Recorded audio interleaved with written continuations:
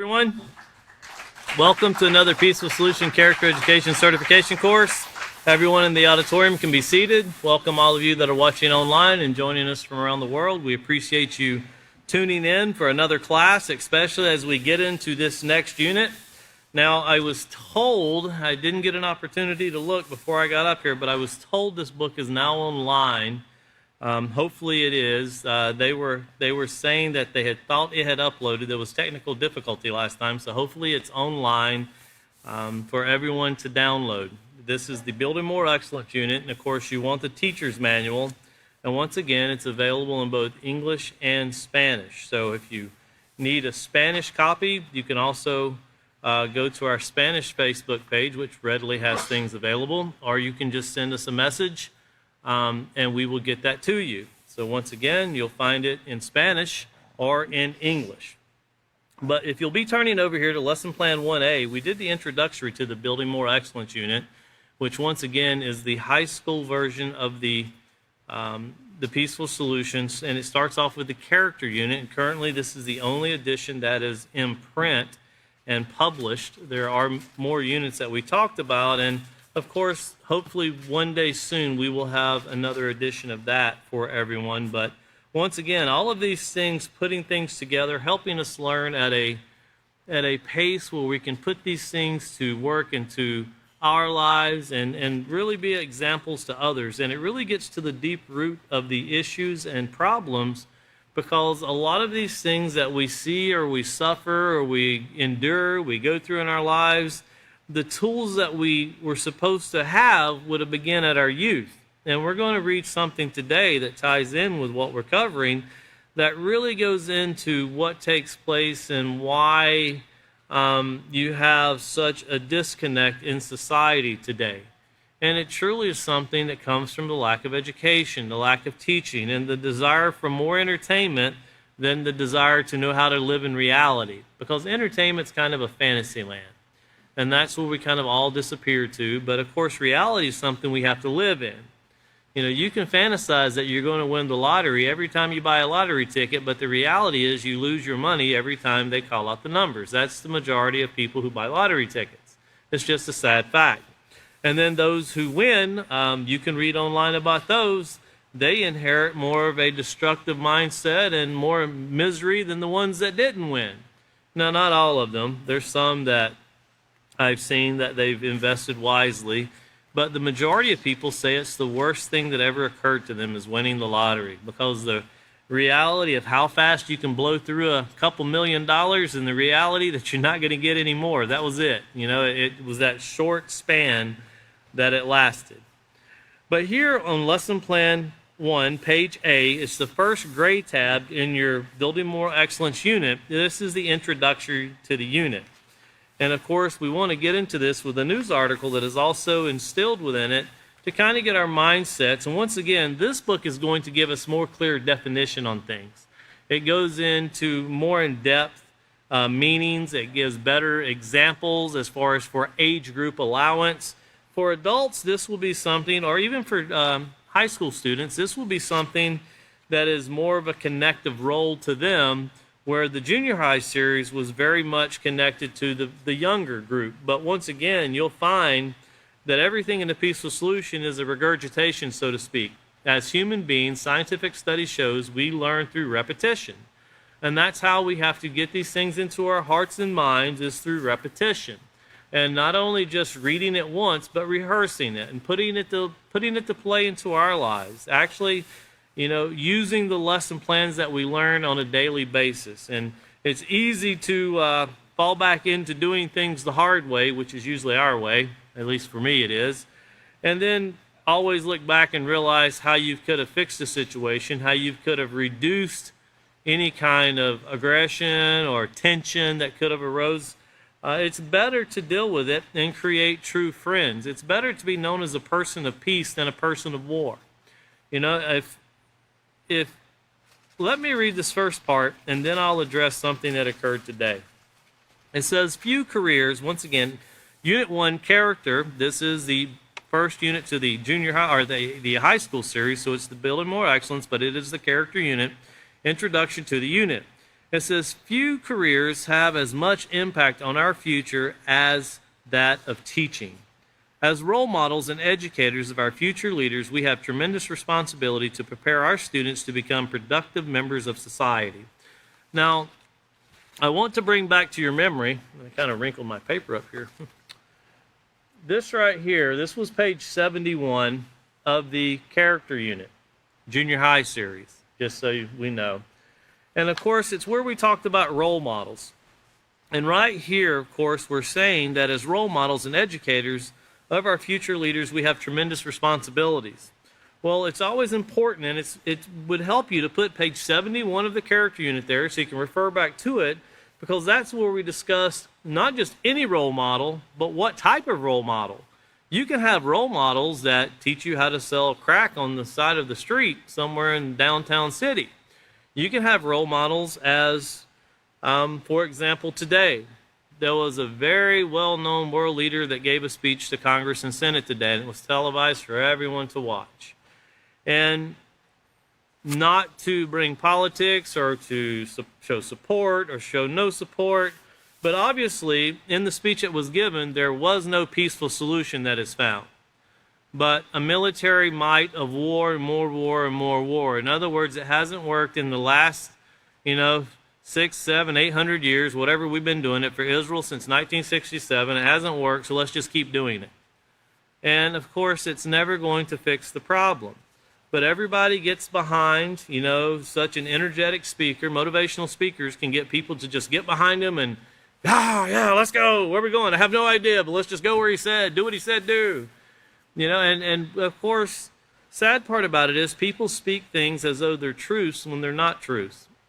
And that's the sad part about it, because you're supposed to get all the facts before you make a decision.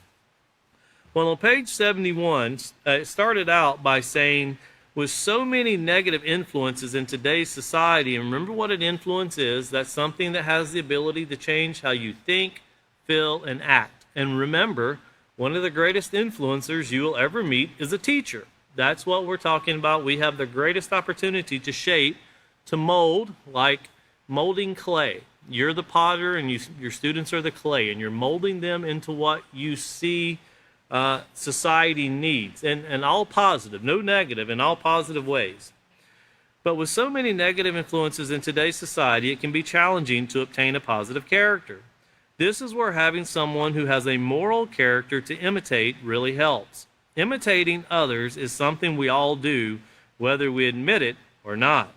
We all have someone we look up to and admire. As babies, you imitated your parents in how to speak, when to smile, how to eat, and so forth. You developed your habits that are now second nature to you. As you grew older, you became more aware of your environment and others around you. You began to notice things about them that you liked and admired. Someone you admire and try to imitate, is called a role model. A role model could be someone your age or an older sibling, other family members, friends, teachers, and that's just to name a few. Here are some things to keep in mind when choosing a role model. Remember, number one was make sure he or she is a moral person. Now that means you need to look beyond personality. In this first chapter, we're really going to get into breaking down and separating the difference between character and personality. It says, keep in mind, someone can appear to be a great person but have a negative immoral character. A moral role model must consistently display positive moral character traits. That means they don't do anything that hurts themselves, someone else, or the environment. Going on to the second bullet point that it gave here. A positive role model will motivate you to build a moral character. So not only do they have a moral character or they're working to maintain it, but they also encourage you to do the same. In other words, a positive role model will encourage you to make right choices. Now, a right choice is one where respect is shown in your life and also in the lives of others, ensuring that no one is treated unfairly or harmed. And then continuing and completing page 71, it says, by becoming a person of integrity, you too can become a role model and influence someone else to obtain a positive moral character. Just think about it. In the same way you admire and emulate others, someone could be admiring and emulating the true values and positive character you demonstrate. And of course, we all have to become, kind of living examples, so to speak, not just words, but also in deed. And that's one thing the author would always say, not just in words, but in deed also. In other words, in our actions. And all of us can improve. There's not a one of us that can improve, but we should be working toward it. And if everybody was putting forth the effort of improving, we could eliminate speeches of asking for more military and give us more, we'll bomb them quicker and we'll get rid of them faster. Because we're never going to get rid of the problem by bombing. If you bomb one country, the next country is always waiting by the wayside. If you bomb that country, there's another country always waiting by the wayside. And as teachers, take your students in to look at what has occurred to nations that have been ravaged, I would say. You could use Libya, for example. I, along with other peaceful solution instructors, have met with the ambassador of Libya and the other counterparts to the ambassador. We had a 3-hour conversation with them one time in Washington, D.C. Really great people, very interesting people, great conversation. And they were telling us that since the death of Muammar Gaddafi, life has gotten extremely difficult there. That it was very easy for Libyans, that they had a nice life, but since Muammar Gaddafi, who kept the economy going, he kept everything going, since that has been removed, life is extremely difficult, especially in Tripoli, which is the capital. They have a lot of oil. They needed their oil in the market. But you hear these things, and I'm not here to defend or to condemn Muammar Gaddafi whatsoever, not here to, don't know the man personally, so I'm not here to justify or to ridicule him. But obviously, the people that lived there could determine whether he was a leader that benefited them or that did not benefit them. And that's what we go through right now in the United States. Here everybody's gearing up for an election, and everybody wants to vote for whoever's going to benefit them most. And it's a really me thing when it comes to elections. What will I get out of this? That's all I want to know. Don't care what everybody else gets, but what am I going to get? Well, as future leaders, we remember last class I said this program, through the eyes of the author, encompasses the world, not just the United States, not just North America, but it encompasses the world. So everything you read through this, don't just think the country you live in. Because even the examples that are given here might mostly be from the United States, but bring in examples from other countries, especially if you're teaching in other countries. For teachers that are watching right now, from especially those in Africa and South America, get examples that pertain to your country. And a lot of these are going to be the same. One example we're going to cover tonight that's not in the book due to the age of the book and the curriculum when it was written is a certain influence of entertainment, a certain way that people are entertained. And this goes on everywhere. I've been to some of the poorest cities on the face of the earth, and I don't know how it works, but I always see cell phones in people's hands. I don't care if they don't have anything to eat, there's a cell phone in their hand. It is the most amazing thing, and that's why Apple is worth over $1 trillion, because almost everybody's got one or wants one, and they're working toward getting one. And, it's amazing. It's amazing. Just think if you had a car company that could sell you the same car every year. They just put a different number on it, make it wider, shorter, put a different camera in it, and everybody runs out to get it. And by the time you get it, the next one's coming out. And everybody's like, oh, I got to get that one now. You haven't even broke this one in yet. You got to drop it first. That's what they say. You haven't broke a phone in until you drop it. But this is the way society has become. And remember last class we talked about how the youth of society, not just youth, but this is what it's concentrating on, has this desire to learn to work to make money more than to learn to educate themselves so they can work to make money. In other words, knowing how to have those proper tools in going out into society so you can be a benefit to society. But back here to lesson plan 1A, and we'll get to some more of this after we get through this first page. But once again, as role models, and we have the ability as role models, as educators and future leaders, we have a tremendous responsibility to prepare our students to become productive members of society. As a senior high teacher, that's speaking to the ones that would be teaching this book, but once again, this book is taught through all facets of life. This book is used for Child Protective Services and helping parents. This book is used in prisons and helping certain inmates, all inmates that are in there. We can all find out where it went wrong. It all took place with all of us the same time period. It's usually in our youth. 99.9% of the time is where we didn't get these tools. But continuing on here, it says, as senior high teacher, you have the opportunity to see our young people begin their freshman year as children and graduate as adults. How are we going to prepare them for the future? So that's something to contemplate. How are we going to do this? Are we going to put them in a fantasy land and lie to them? Or are we going to tell them the harsh realities of it, which will almost sound completely hopeless if we do that? Or are we going to show them this is the problem, but this is how we fix it? And give them the determination to know this can be done if you put forth the effort. And it's going to get done. Who knows how bad it's going to get before it gets done, but it's going to get done. It says, certainly a standard education will enable them to pursue careers or additional schooling. Will that be enough to prepare them for the world? So think about that, because these are future leaders. And if you go to Washington, D.C., everyone sitting in Congress and Senate usually is either a doctor or a lawyer. That's two of the most common positions. Usually it's lawyers, because they're there to create laws. That's the most common careers, I should say. It says, if we analyze the problems within our society, we will see that character is the link. Substance abuse, promiscuous sex, sexually transmitted diseases, teenage pregnancies, crime, and violence all stem from the lack of moral and ethical principles. It is amidst all of these problems and more that we are raising children, the hope for our future. And that's exactly what a child is, the hope for our future. The Peaceful Solution Character Education Incorporated believes that to fully prepare our children for a successful life, our standard education must include the subjects of morality and positive character development. And once again, speaking of standard education, reading, writing, and arithmetic. It says the purpose of this character unit is to introduce the concept of moral principles to the student and to teach practical ways positive character can be developed and maintained despite the barriers that exist within our society. So once again, this is not rocket science. And if you notice the things we just read that society's suffering from, and this is just briefly touching the surface, substance abuse, promiscuous sex, sexually transmitted disease, teenage pregnancies, crime, and violence, try to think of one country that doesn't take place in.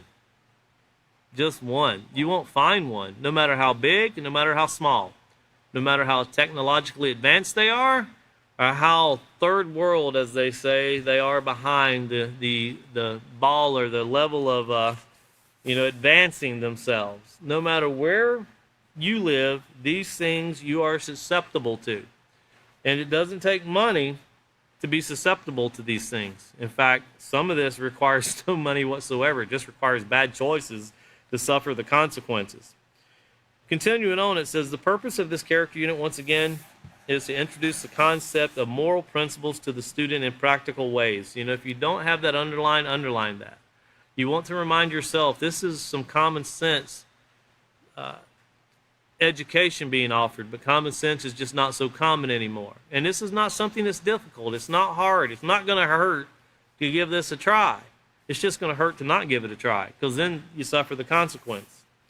But continuing on, it says students will explore through news articles, scenarios, plays, and through thought-provoking questions the importance of character in their daily lives and for their future aspirations. And once again, that's what this program is. It's a thought-provoking program. And that was one thing the author of The Peaceful Solution, who traveled the world speaking at symposiums, spoke at the UN in New York City, traveled to Canada, Trinidad and Tobago, traveled to the Middle East many times, speaking there at the Knesset. He really traveled and spoke before a lot of people who were decision makers.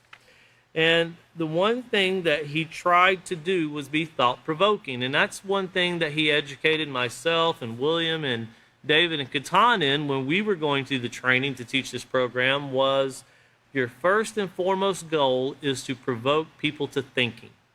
That's what your first goal is to get them to think about what you're saying. And then your next job is to inspire them to actually do their part. And to provoke someone to thinking is easier than get someone to do something. That's a challenge. You know, we live in a society today where everybody wants something else done for them. If I got to do it, just forget it. You know, there's some people, you could be a millionaire if you just get up and go over here. Do it every day. Well, what can I get if it'll just come to me?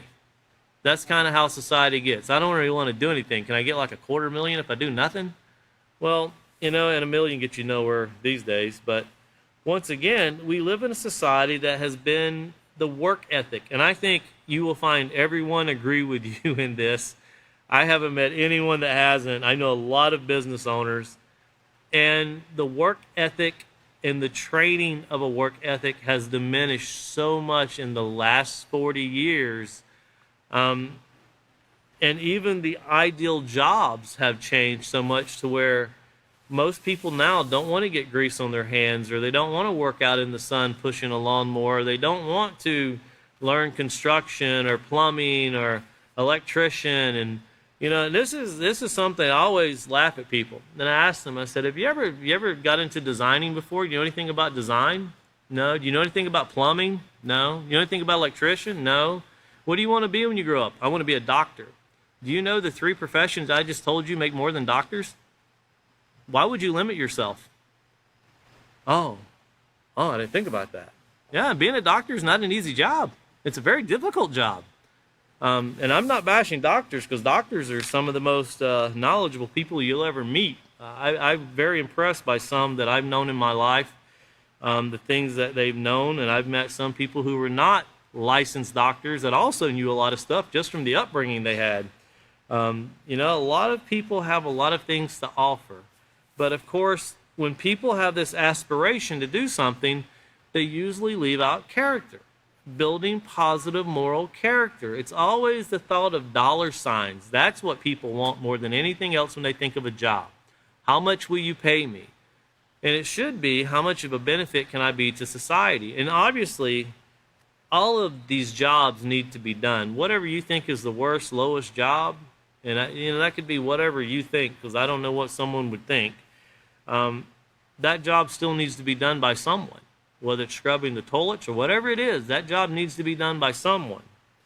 But continuing on here, as the author says, it is imperative that the students understand and appreciate that character is not just a subject to fill their educational objectives. Character is the foundation of all human interaction. And if you don't have that underline that, highlight it, circle it. And if you remember back, and I should have wrote it down, where respect is the foundation of all positive communication. We just went through that in the respect unit, and I didn't write it down. But I'll try to give that to, hopefully William might bring that next class. That way we have these things put together, because remember, character is the foundation of all human interaction. Self-control we covered on page 4 of the self-control unit, and it's also on page 6 of the self-control unit, where self-control is the foundation of all moral behavior. But we also we learned that respect is the foundation of all positive communication. Now, whether we interact with each other or our environment, our character dictates the interaction. Our society is dependent upon us and others to practice moral principles to achieve positive social interaction. Sadly, one needs only to watch the news or to read the newspaper to know how often those without regard for human life inflict violence, pain, loss, and suffering upon innocent and unsuspecting members of society. You know, once again, I was listening today to a speech. I forced myself to listen to it. And I heard someone reference, and this is truly, you can see where hatred builds up in nations. When someone says that, you know, the amount of people that were lost their lives in this war that we have going on was almost none. Almost nobody. 24 is what they told me. I'm thinking 24 is almost nobody? 24 is a slaughter. How many people would go, I only lost 24 family members today? Not too many. That's a lot of people. That's somebody's mother, somebody's brother, somebody's father, somebody's sister, son, daughter, cousin. Somebody somewhere cared that life was lost. And when you see a world leader talk about like it was not much, not much. But yet let one person from their nation, just one, And I guarantee you, whether it's through political pressure or because they believe it, just one is too many. Well, just one is too many in any nation. I don't care what border that separates them from someone else, the loss of one life is too many for any nation. And that's how the peaceful solution would look at this, and that's how we start alleviating pain and suffering, by realizing everybody has somebody that cares. And you might find somebody, nobody cares about me. There's always somebody. Sometimes it's you isolate yourself so much, no one has the opportunity to help you. And people don't want people caring about them, even though everybody has somebody that cares. Then the peaceful solution, I guarantee you do, because the peaceful solution cares about everybody. You care about people you haven't even met yet. That's your job, to benefit society on a global scale. Society is not just our neighborhood or our city or our state or our country. Society is a global entity, and of course all human life deserve this. They deserve respect. They deserve this caring and compassion, this empathy that should be taking place in society. But continuing on here, it says, however, educating those individuals in moral character can change their hearts and minds from inflicting suffering to having a peaceful nature.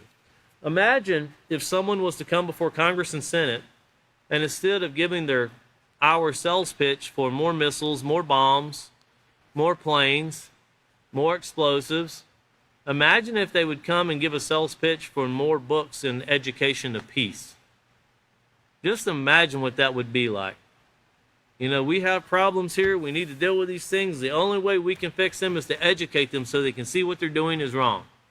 That would be a believable speech. You wouldn't need a speechwriter for that. You could actually speak it from what you see and what you're learning. You don't need a speechwriter who's trying to fund your next project. These are reality. Remember, I started by saying there's a difference between fantasy and reality. Reality is we can send more weapons and we can send more things to destroy nations. And the reality is it's never going to stop. The killing and the destruction is never going to bring peace, as it says here, without regard for human life, inflicting violence, pain, loss, and suffering upon innocent and unsuspecting members of our society. And even the people that live in Palestine, even though they know a war is going on and bombs are being dropped, you can't say, well, they should have known to get out of their own country. If someone was attacking you in your house, what would you do? You're pretty much going to expect law enforcement to come defend you, for one, and you're going to expect people to get away from you. Your house is supposed to be your safe area. Well, imagine if someone is coming and attacking you in your house. What do? Well, this is what the peaceful solution is bringing forth. We have to change the way we think, the way we feel, and the way we act.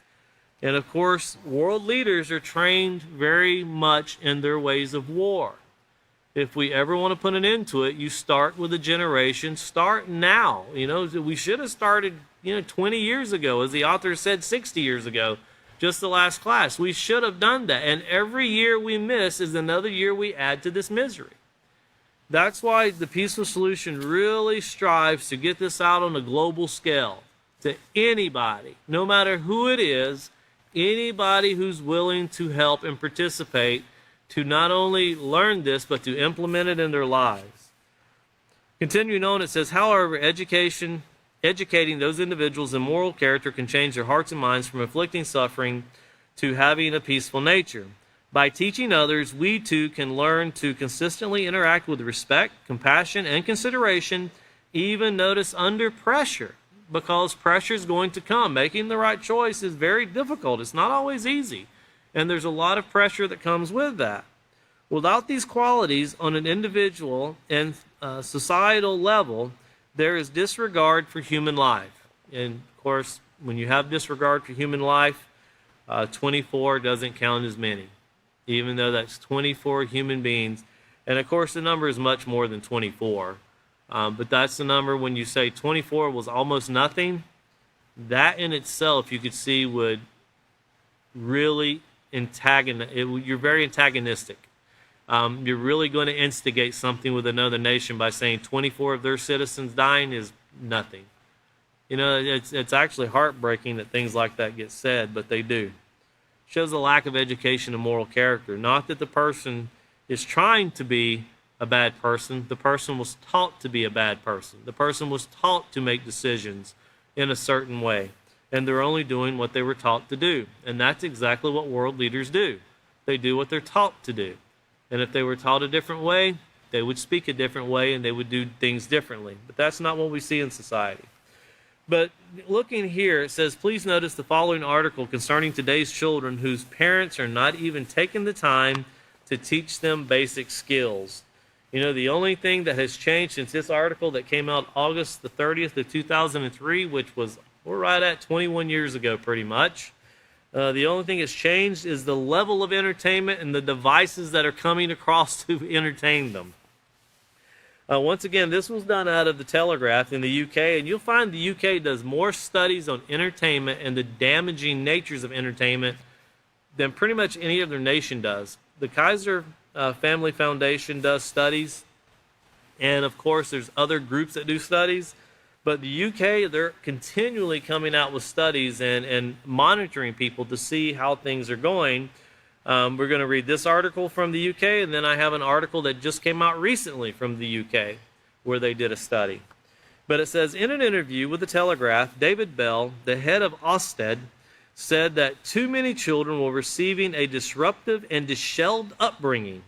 As a result, the verbal and behavioral skills of the nation's 5-year-olds were at an all-time low, causing severe difficulties for schools. And of course, the reason 5 years old, because that's when most children start school.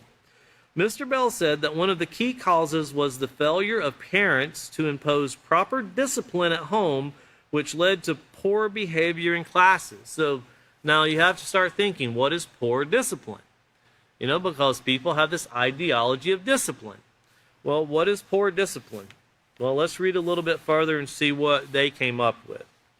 Another serious concern was a tendency to set children in front of the television rather than talking and playing with them. This meant that many were unable to speak properly when they started school. It is difficult to get hard statistical evidence on what is happening across the country, said Mr. Bell.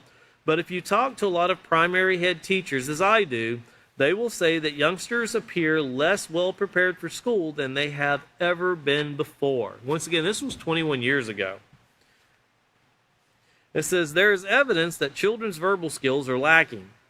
We should encourage parents to talk to their children and to give them a whole range of stimulating things to do and not just assume that the television or whatever will do all that for them.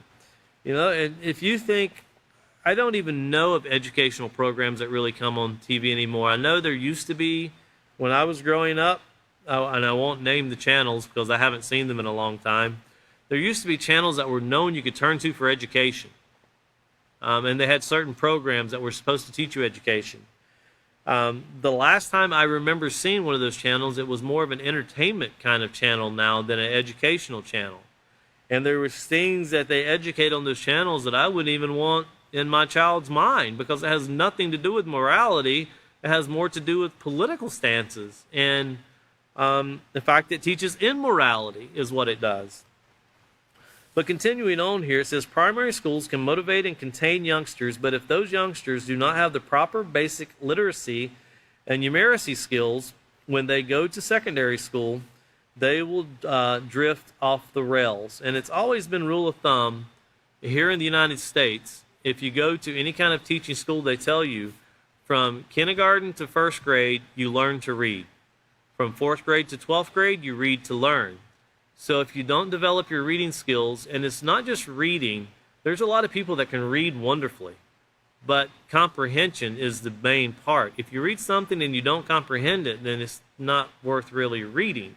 You have to read it enough to comprehend it. I tend to have to read things 5 or 6 times. But reading comprehension is extremely important. And they say to the 3rd grade, you learn to read. From 4th grade to 12th grade, you read to learn. And that's how it's pretty much set here in the United States. I'm not saying it's being successful, but that's the ideal way it's set. It says such pupils were also almost intractable, challenged that schools alone could not be expected to deal with it, he said. If schools set homework and encourage out-of-school activities, but no encouragement is given at home, that makes it difficult.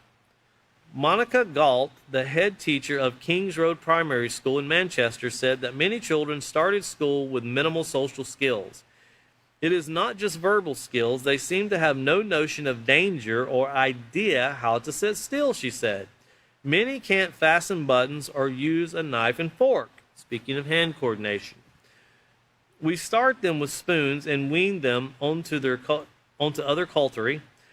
Some children have never sat at a table because their parents let them eat their tea sitting on the floor in front of the television.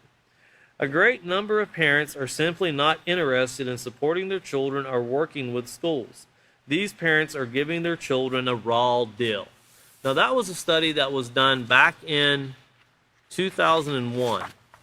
And there's another study that was done, and of course, parents are starting to catch on, but you know, how many of them are going to do something about it? And this is something that you've heard a lot in other peaceful solution classes. You're going to see a lot more of this because this is truly fascinating facts coming out about this. And this was something that came out. It was a study that was done in the UK. And if we can get it up on the overhead. A growing number of parents are refusing to give their children smartphones, and the movement is going global. Now, we're talking about on a global scale here. Well, why is it going global? And I would encourage everyone to look this article up to read it because it's quite lengthy. You know, I just used this article in a presentation not long ago, but it's a lot of information in it, and you would have to spend really about 15 minutes of just reading through it, but to get the gist of it, you need to spend more time in what's said. Now, I'll go to the section that's entitled Amplified Mental Health Issues. And it says, young people reported worse mental health outcomes the earlier they acquired a smartphone. So the younger they get one, the worse they suffer mentally. The study used data from 27,969 18 through 24-year-olds. That's also the number of, if you remember the study that was showing that is the age group where most people contract a sexually transmitted disease here in the United States. So keep in mind these numbers and these ages and everything that are going together.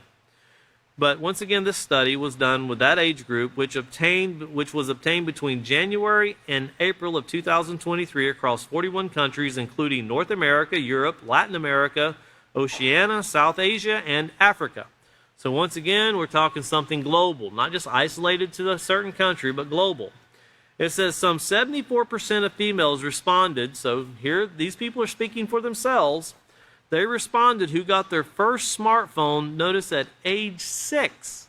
Can you imagine getting a cell phone at age 6? I was like, when I got my first smartphone, I was 35, I think, or 36, and that still I don't think was old enough to get one. But it says at age 6, they reported feeling distressed and struggling, and that's what the study showed. However, this decreased to 61% for those who acquired their first smartphone at the age of 10, and 52% for those who were at age 15. You know, now, think about that. Those of you sitting in here that are older, you understand what life is like without a cell phone. And a lot of people watching online right now realize, you know, in 2007, Apple made its debut with the iPhone. And that's really where smartphones changed drastically. Like I said before, the BlackBerry didn't really throw too much of a change into things. The iPhone made it to where you had a computer in your hand. And it opened up the world of internet and apps, which apps is a very lucrative business. There's an app for everything. I don't care what it is. You know, apps measure if you snore at night. An app tells you how many steps you take. There's an app for everything. And of course, these things monitor our daily lives. And they'll even tell you, you can get an update of how many hours you were online. And most people just flick that up real quick. They don't even look to see how that breaks down. But of course, parents should be looking at their children's phones if they have them. They should be looking at what do they go to, because it also shows a percentage of what websites they go to. And they should be also looking at how long they're on these things. You know, and my personal motto is, and I got this from the author of The Peaceful Solution, if your child who is under 18 doesn't want you to look at their cell phone and you're paying for it, that's a sign they don't need a cell phone. Let them get their own when they get old enough. And obviously, I say 18 because they're going to have to apply for some credit to get their cell phone or pay a huge deposit. That's just the way it works. And, and once again, it's not just children that suffer from these things. And I don't want to sound like I'm just saying children, because it's not. But continuing on here, we talked about the females, now the males. For male respondents, the percentage feeling distressed and struggling reduced from 42% for those who got their first smartphone at age 6 to 36% to those who got their first smartphone at age 18. So notice, even at age 18, 36% still admitted that they have distress and struggling from things that they're seeing or doing on their phone. These are people that admit things. Now, how many people do you think readily admit things, that are honest about certain things? But here you have 36%. It says young people who acquired their first smartphone at an older age reported better mental well-being, including fewer problems with suicidal thoughts, feelings of aggression, and reduced issues with being detached from reality.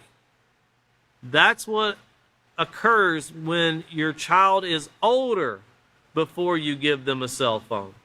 I read an article one time, it was a few years ago, and it was entitled, when you give your child a cell phone, you give them, I think it was like a death wish or something. You'd have to look it up on the internet and see. When you give your child a cell phone, it's like giving them death. It was a very interesting article that was written. And I think everyone should look that up to search it. You'd find some very interesting things in it. It says these findings are mobilizing parents to take action. So it's stirring someone to action.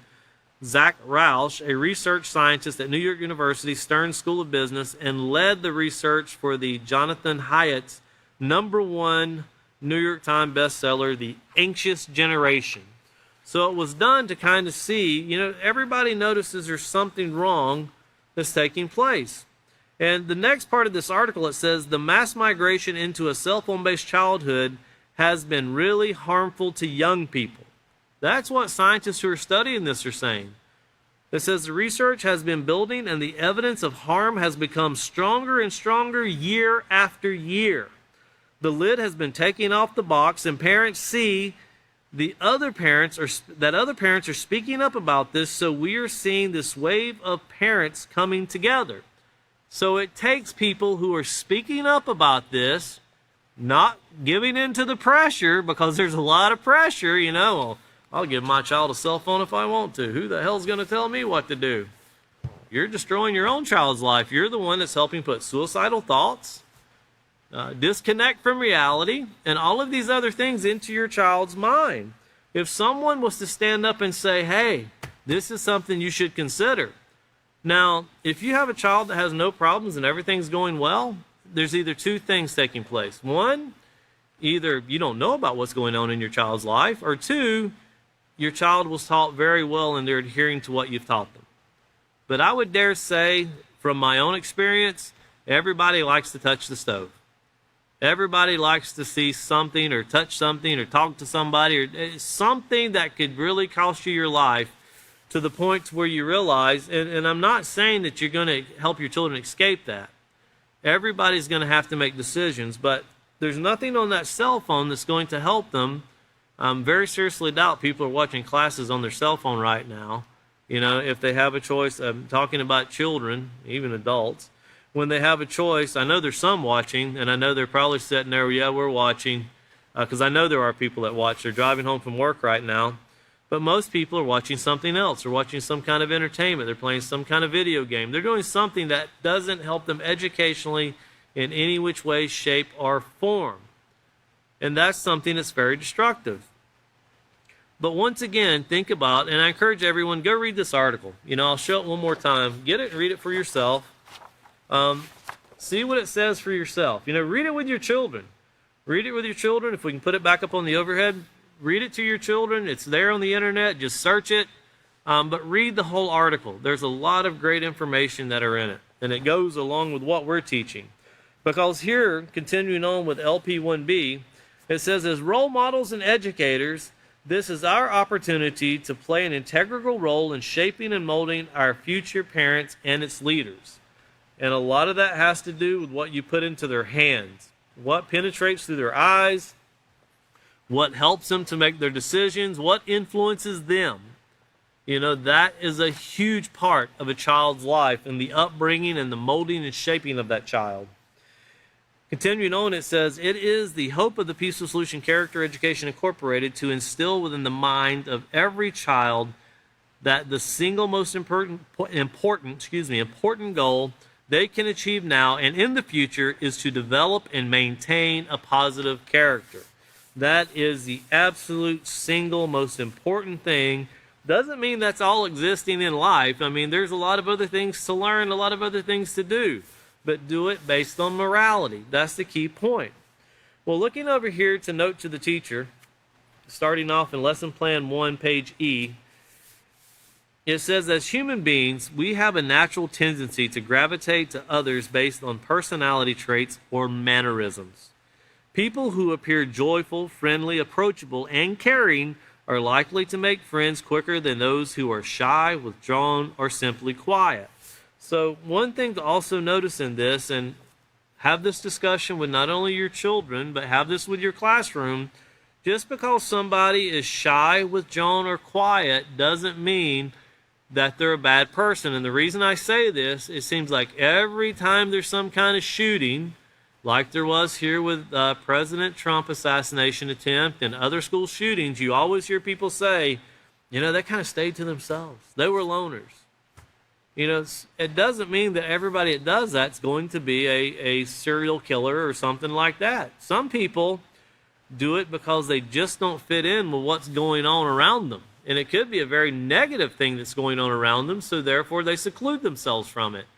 But, and if your child is quiet and shy, talk to them, help them. And no one can tell me that, well, you can't help a shy child.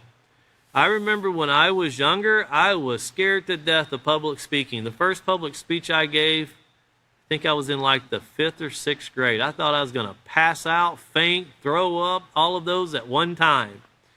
And it was a really simple speech. I'd done read it to myself, I don't know, a couple thousand times. But it was the worst 5 minutes of my life. And now I see young people who do a great job of teaching what they've learned. And it's amazing how they do this. And a lot of times, it's just having confidence in what you're saying or what you're doing. And of course, with the Peaceful Solution, you can have 100% confidence that this is true and that this is going to bring forth the desired effect that everyone is looking for. Continuing on, it says, although these qualities have their advantages, using them as the basis for forming relationships can be devastating if these persons do not have a sound character to support their personality. And that's speaking of the people that seem joyful, friendly, approachable, and caring. Those are, a thief is not going to come up and seem rude. If someone's going to steal from you and they're trying to scam you, they're going to seem like the best person you've ever met on the face of the earth. They're not going to seem like a harsh person. So think about that. In this first chapter, we discuss character and personality and examine the fundamental difference between the two. It is imperative that we teach our young adults, especially as they mature and become more independent, how to develop positive character within themselves and recognize positive character in others. You can also put as a side note here, don't forget Chapter 4 of the Acceptance Unit. I think it's around page 67, learning how to make friends. The 4 steps that we use, that we use to determine with how to make a friend or if the person's even going to be our friend. When we think about these things, we need to keep rehearsing and reminding ourselves of what we've learned so far. And of course, remember, one of those stages is the observance stage. You actually observe. And that's part of determining, do I really want to be friends with this person or not because of the way they're conducting themselves? I know children that are really right now debating on whether should I be a friend with another young person that has a cell phone. Or should I not? Should I or should I not? Well, the cell phone doesn't make a person a bad person. What a person does with a cell phone can determine whether their character is going the wrong way, but it also means that a person can be turned around. All negative things are learned, but also all positive things are learned. We're not born leaders, as we learned in the character unit, and we'll definitely go through that in this book. This book is one of the best books that's ever been written. It's really a great book. But continuing on, we have to get through the book to learn that, so I guess I need to move forward here. In the next paragraph, we see it says, we live in a society where greater emphasis is placed on acquiring material possessions, status, popularity, and physical attraction than on the development of positive moral character traits like compassion and respect. Consequently, our children are more likely to be impressed with qualities and behaviors that pertain to personality rather than character. We are therefore faced with a generation of children who are more likely to engage in risk-taking behavior, stealing, and exacting revenge against authority and peers in order to improve their status among their friends and to fit in and be accepted.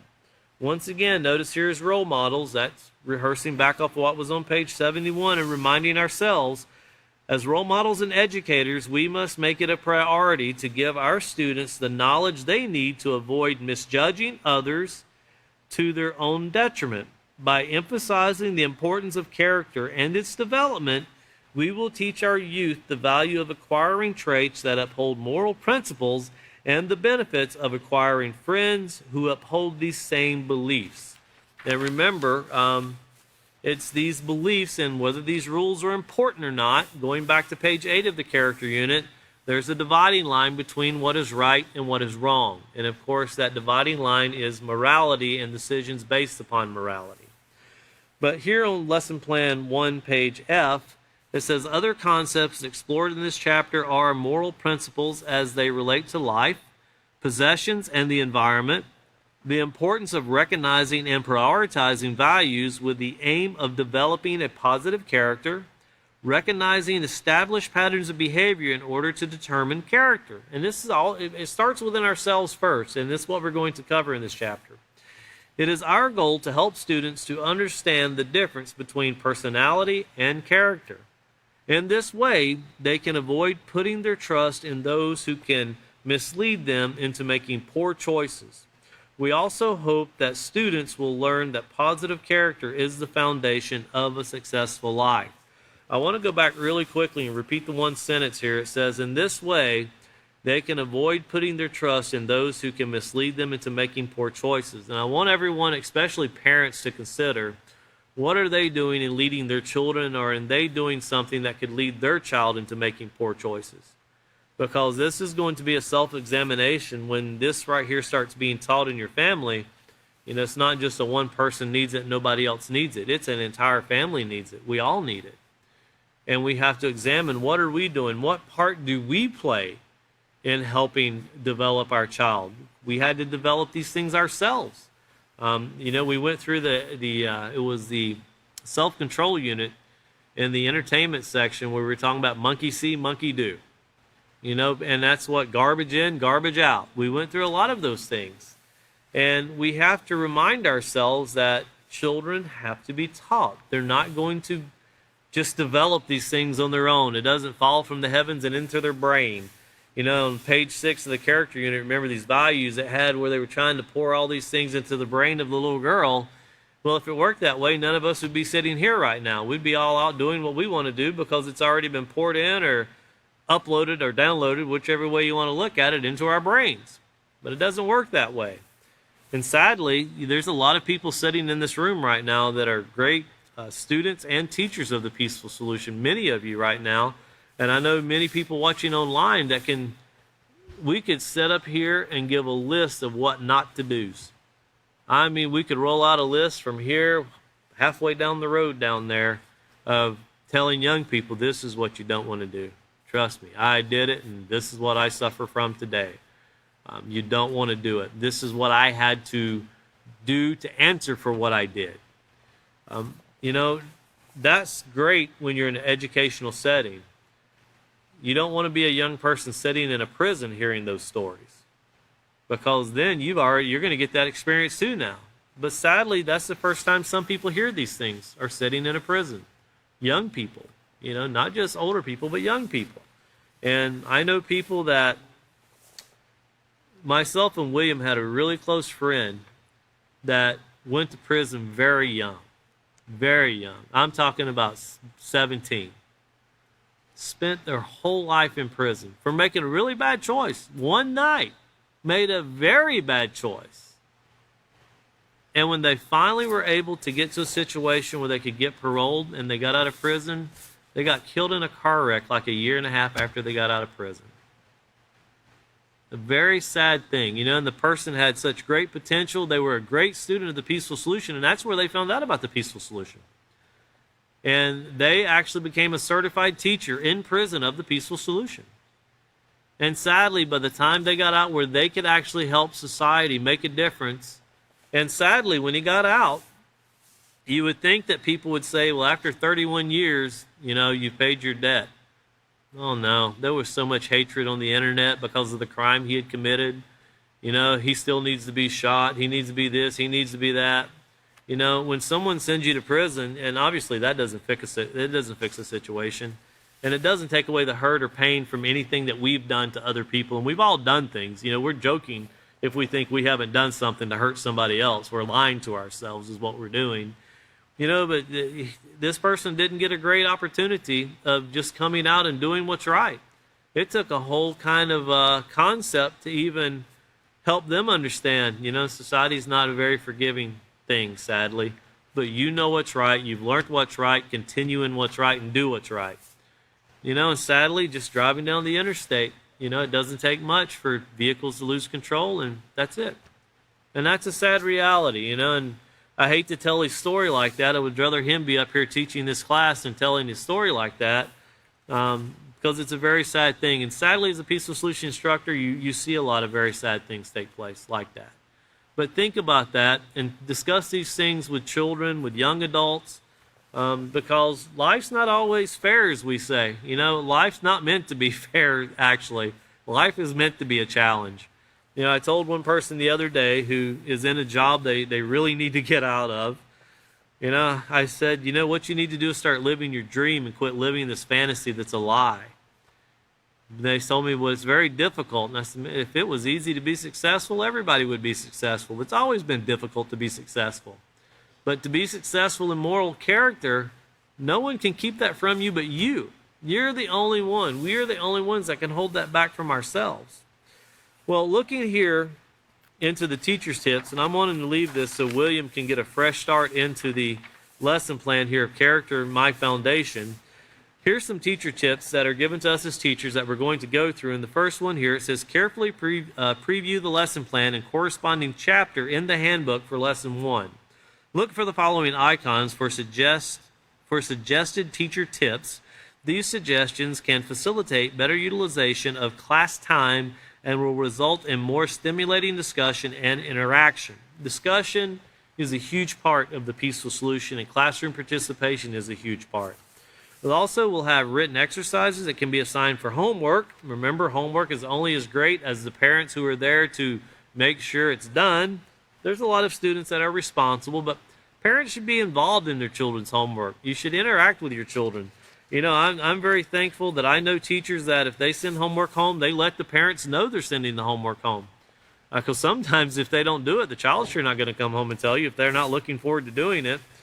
Reading can be assigned for homework. This activity can be modified into interactive sessions where students are divided into small groups and allowed to brainstorm and discuss ideas. Scenarios can be dramatized for a more interactive activity. Heaven knows society is great at dramatization, so that should work very well. And then secondly here it says, to ensure greater comprehension of the text, assign the following keywords for vocabulary. Definitions can be found in the glossary. And you see all of these words that are being used here will be used in Chapter 1 as we move forward. And there is a glossary in the back of the book. And I remember one thing that I went through my whole time in school that I can recall all the way up until high school. You were always assigned in language arts. You were given 20 words. You had to write out the word and the definition to those 20 words. Every week there was a different 20 words. And you could actually assign this. People might not like it, but they'd rather learn the definition for incarceration than get the experience before they know what it actually is. But it actually helps to prepare the mind for understanding what's being taught. So we're going to end right there. Our next class is going to be July 27th. It'll be at 5:30 this coming Sunday. William will be our teacher. Make sure to bring your Building More Excellent teacher units and get ready for one of the best books that's ever been written for character education. Thank you once again for joining us.